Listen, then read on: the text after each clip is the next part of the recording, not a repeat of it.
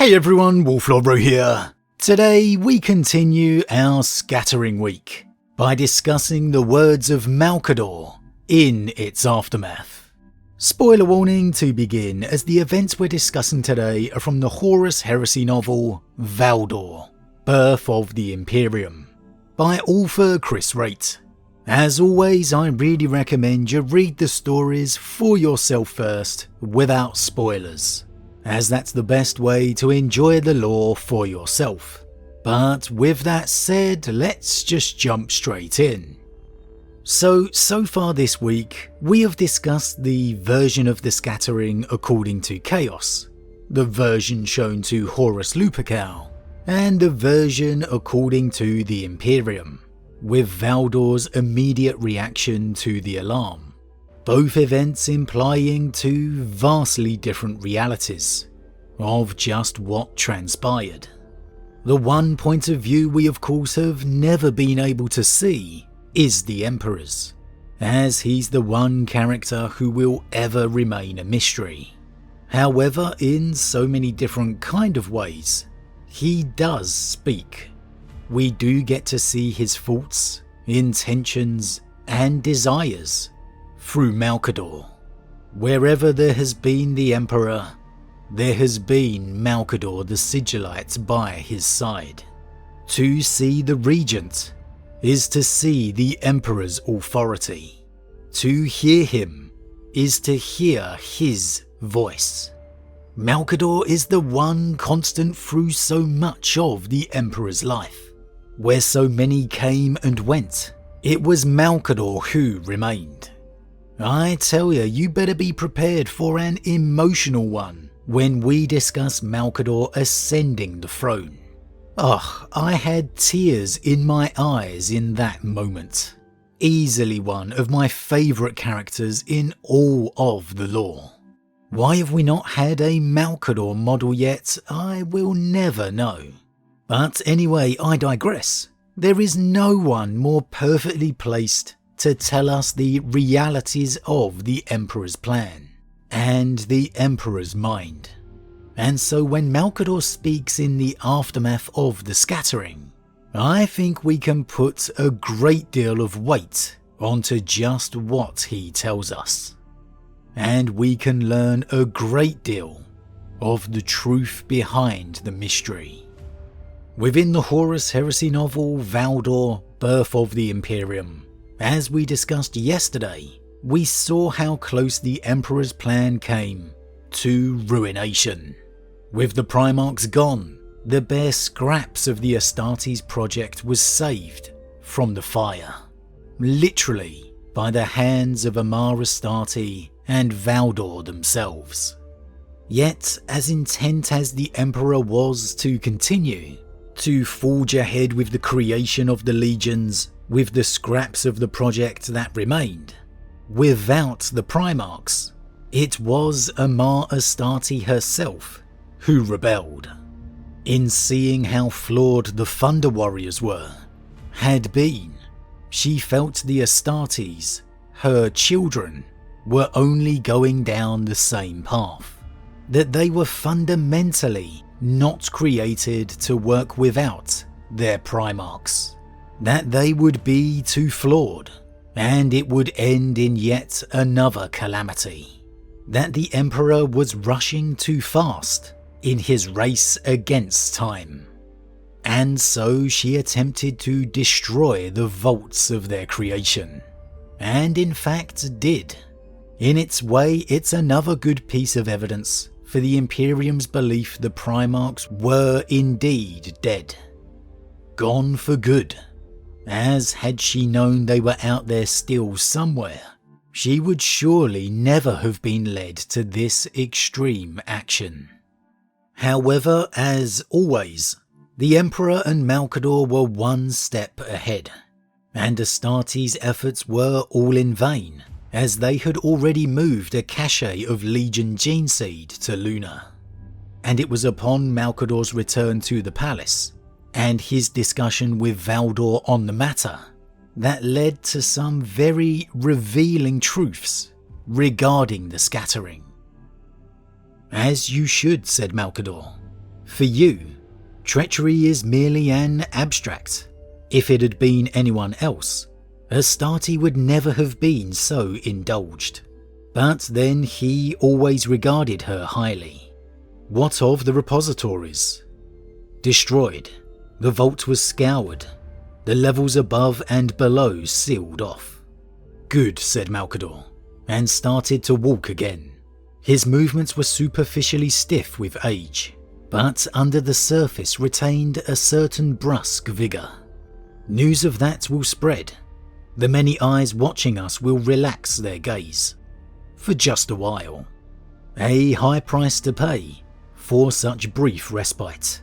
But there will be compensations. I shall tell him the dungeon may be repurposed now. He will wish to install the gate foundation matrix as soon as possible. I did not enjoy concealing the truth from my own kind, Valdor said, an element of reproach in his voice for the first time. In the past, the lies were always left to your people. Malcador laughed. You'll have to get used to it. More will be necessary. If but a hint of it had got out, if any soul outside our circle of steel knew that we had taken copies and lifted them to Luna already, then the remaining caches would have been placed in genuine peril. It had to look real, and as you say, Astarte acted on her own volition. She could have pulled back. But her name remains on the project documents. As far as I know, a mild irony. He seems to enjoy those. Malcador reached the far end of the gallery, where the windows gave out and the panelling darkened under the soft glow of recessed lumens, and his voice lowered. But there is one further thing, something genuinely unexpected. He now believes that the Legion Primarchs may not have been annihilated after all. He cast his mind upon the ether, and found echoes there. He told me he thinks they may be recovered. So this is a clear revelation of a change in the Emperor's mind. A clear example of something completely unanticipated. As Malcador stated, something genuinely unexpected. The Emperor believed, just as everybody else, the Primarchs were destroyed. Even here, he's not necessarily certain they're not, but you can tell from the words Malcador is using, it's a hope that has begun to bloom. He now believes that the Legion Primarchs may not have been annihilated after all. Now believes. May not. The Emperor isn't sure at all, and it's clear he's coming from the mindset they were destroyed. But in finding these echoes of them in the Imperium, it's given him a hope. No, this isn't the Emperor speaking, it's Malcador. But as we've already discussed, and seen throughout the heresy, when Malcador speaks, he is speaking for the Emperor. He is his voice.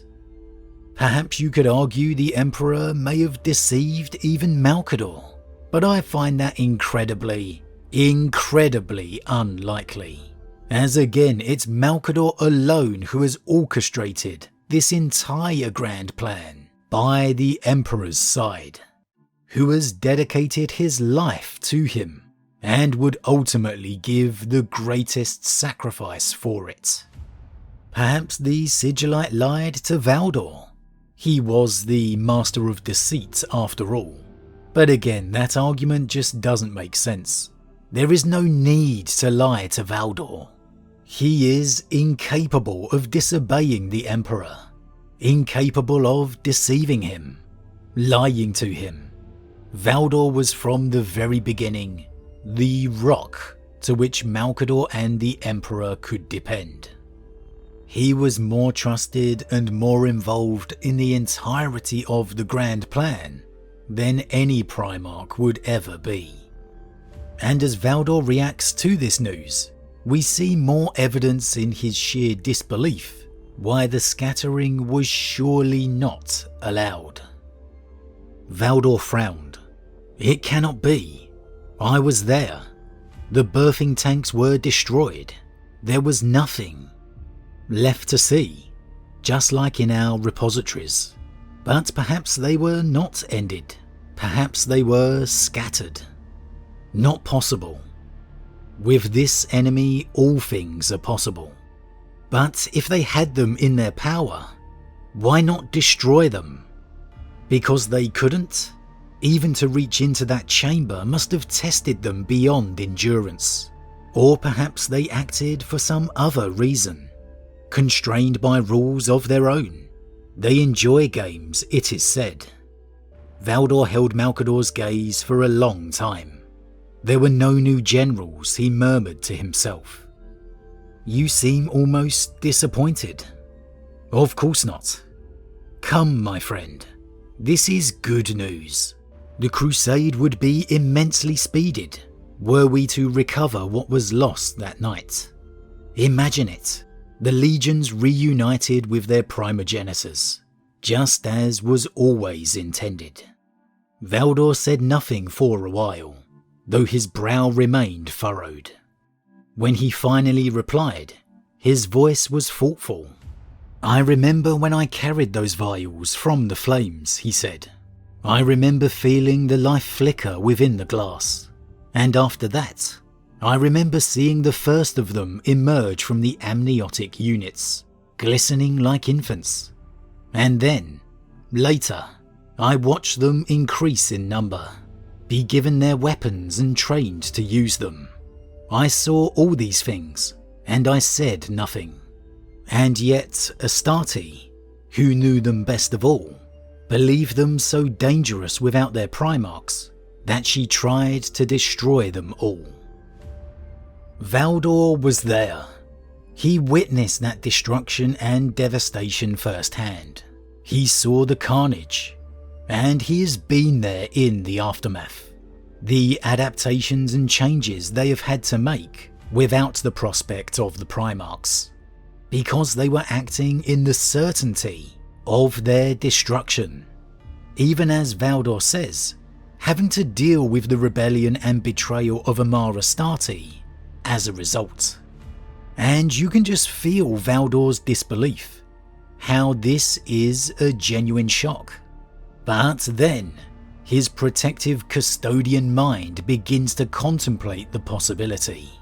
And here, we begin to see where Valdor's distrust of the future Primarchs comes from. How the scattering may have left them tainted by the enemy. And how he even raises the prospect as a result that maybe they should not be found at all. Malcador looked at him seriously. What are you saying, Constantine? That if the primogenitors were truly scattered, can it be wisdom for us to seek them out? Should they not be left where they are? Destroyed? If they live, they will have the touch of their captors on them. Malcador nodded. A risk, but we did not get where we are now without taking risks. He reached out and clapped Valdor's arm. We shall speak of this again. You shall speak of this with him too, when he returns. Hone your arguments. I judge that he is determined to hunt for them. He has taken to referring to them as his sons. Can you imagine that? Neither could I, until I heard it from his own lips. There might be some lingering attachment there, though how long it will last I cannot say. Valdor hesitated. Then his human sentiments, they are still ebbing. As he predicted, all things have their price. Here we are witnessing a time long before the Primarchs became an emotional attachment. A time when they were very much tools, a project, weapons, simple creations to lead legions to war. As evidenced by their incredulity, the Emperor has started to use the term sons. And that lack of emotional connection is another good piece of evidence, because there's no need to lie about something you have no emotional connection towards. The Emperor, as we're seeing the beginning of here, would indeed come to think of the Primarchs as his sons, a development that was clearly never intended or expected. An entirely all too human trait, the developing of an emotional connection, bonding. It's a connection Malcador himself would go on to foster, eventually seeing the Primarchs as sons himself in a way, even the ones who didn't get on with him, being lovingly referred to as uncle by some of them, such as the Angel Sanguinius. And maybe this unexpected emotional attachment and development of the future is the perfect example of the Emperor's great plan, that as much as it was envisioned, strategized and worked for, it was also just as much adapted on the fly, that they had to change and evolve as they went, such as with the scattering, that as amazing and powerful as the Emperor was, he is still, at the end of the day, very much human, and just as flawed and imperfect as the rest of us. But as always everyone, what do you think? Is the word of Malcador as good as the word of the Emperor? Is the revelation here of the Emperor's discovery, his change of mind regarding the Primarch's fate, maybe the absolute best piece of evidence we have that the scattering was absolutely not allowed by the Emperor? That he genuinely believed the Primarchs had been destroyed by chaos? Or are you of the opinion maybe Malcador does not know the full truth? That the Emperor deceived even him? Or that the Sigillite is deceiving Valdor? Is the unexpected development of the Emperor's emotional attachment to the Primarchs a great comparison to his great plan in general, that so much of it was not as originally intended, that things adapted and changed along the way? As always everyone, leave your thoughts in the comments below. Huge thank you to all my subscribers, your support truly means a lot to me, it really does. If you're new, please consider subscribing to help the channel grow. And if you enjoyed this particular vid, then why not drop a like on it too. But with that said, I am off, and I'll see you all again tomorrow as we continue our Primarch scattering week.